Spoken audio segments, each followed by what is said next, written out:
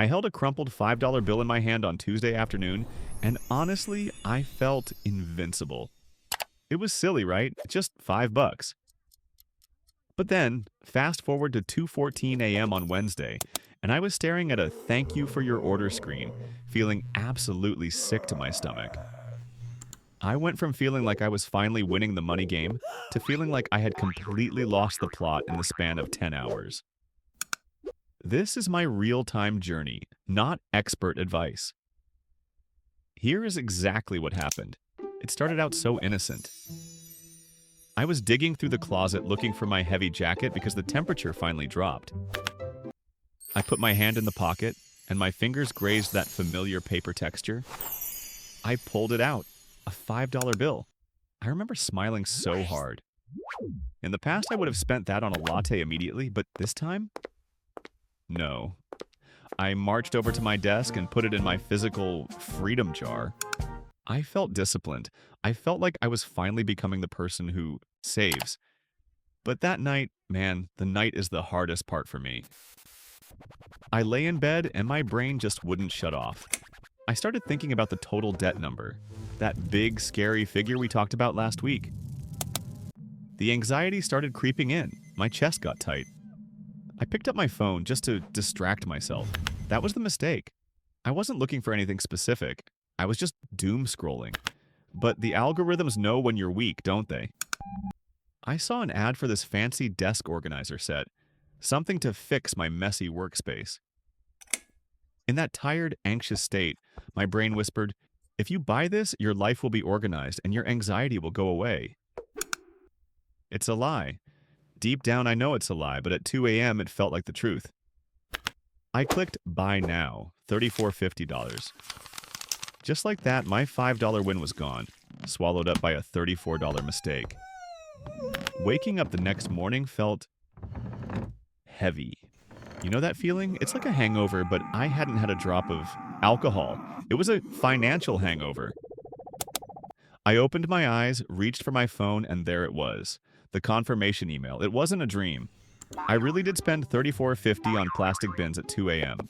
For a solid 20 minutes, I just wanted to ignore it. I wanted to pretend it didn't happen, leave the charge pending in my bank account, and go about my day.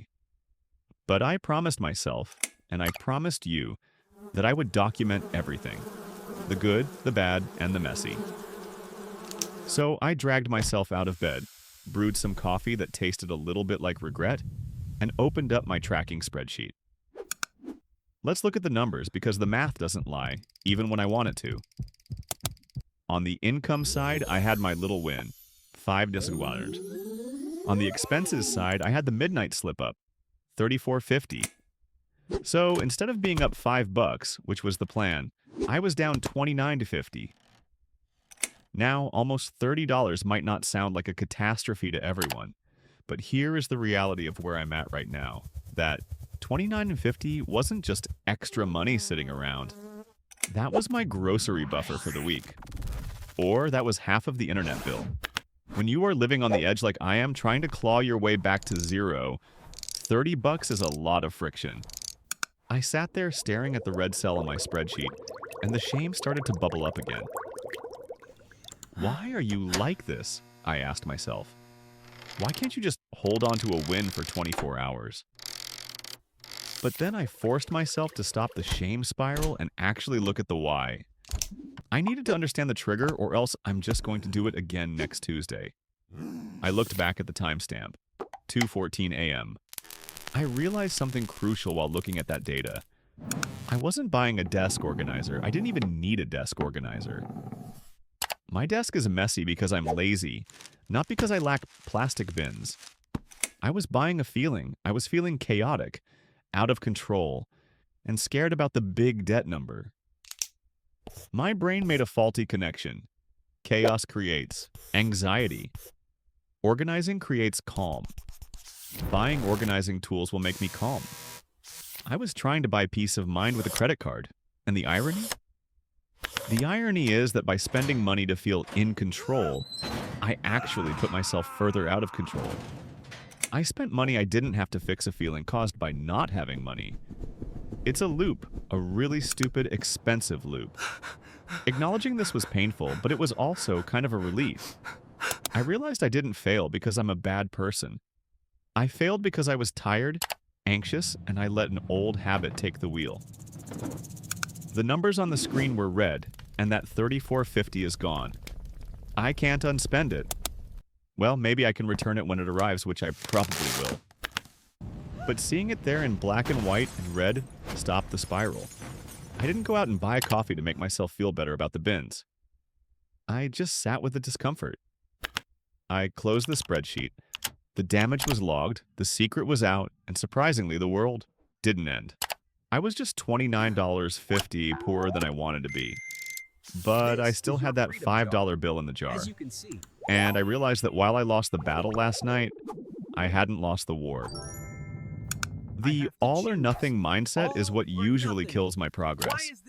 Thinking that because I messed up once, I might as well mess up 10 more times. Not today. This is where the 1% better philosophy actually saves me. If my goal was 100% perfect, then today is a total wash. I failed. I might as well give up and order pizza tonight because I already ruined the week, right? That's the old me talking. That's the voice that kept me in debt for years. But the 1% mindset is different. It doesn't ask for a perfect record, it just asks for a pivot. So I stood up from my desk. I walked over to the shelf and looked at that physical freedom jar. That crumpled $5 bill from the coat pocket was still sitting there. It was the only survivor of the last 24 hours. I realized I had a choice. I let the $34.50 mistake define my day, or I could let this $5 win restart it. I took the $5 out. I didn't spend it. I walked to the bank ATM on my lunch break and deposited it. Then, I immediately opened my banking app and made a $5 payment toward that credit card balance. Is it enough to cover the midnight impulse buy? No.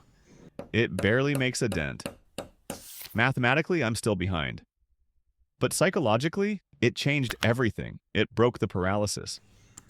It was me telling my brain, you slipped up, but you didn't quit. I took control back from the 2 a.m. anxiety monster. That is the lesson I'm taking into the weekend. The journey isn't a straight line up. It's a messy, jagged line with dips and crashes. But as long as the line keeps moving generally to the right, we are okay. I'm not going to let a bad night turn into a bad month. I'm just going to focus on the next 1%. My 1% mission for tomorrow is just to move $1 from checking to savings. That's it. Just $1. It's about building the muscle of saving, even when we feel like we're failing. What's your 1% step? Will you just open your banking app and look at the number without flinching? Let's share our small wins and our messy slip-ups in the comments below. I am not a financial expert or advisor. This content is for documenting my personal journey and for entertainment purposes only. Please do your own research before making any financial decisions.